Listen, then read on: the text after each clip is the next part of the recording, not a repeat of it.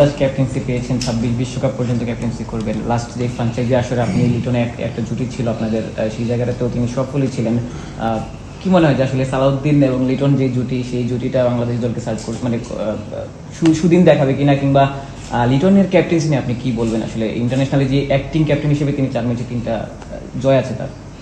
দেখুন, এটা সালাউদ্দিন বা এটা লিটনের এরকম জুটি না, এটা আসলে বাংলাদেশের টিমের ক্যাপ্টেন মানে আসলে পুরো দেশেরই ক্যাপ্টেন, এটা আমাদের মানতে হবে। আপনারা হয়তো অনেকে অনেক অপছন্দ করেন, অনেকে হয়তো অনেক ক্যাপ্টেন দিলে আপনাদের হয়তো মাথা গরম হয়ে যায়, কিন্তু বাংলাদেশ টিমের ক্যাপ্টেন্সি করাটা যদি আপনারা বাইরে থেকে মনে করতে পারেন যে অনেক সহজ, এটা অনেক সহজ কাজ না, এটা অনেক কঠিন কাজ, এবং এটার জন্য আমাদের সবাইকে আসলে সাপোর্ট করতে হবে।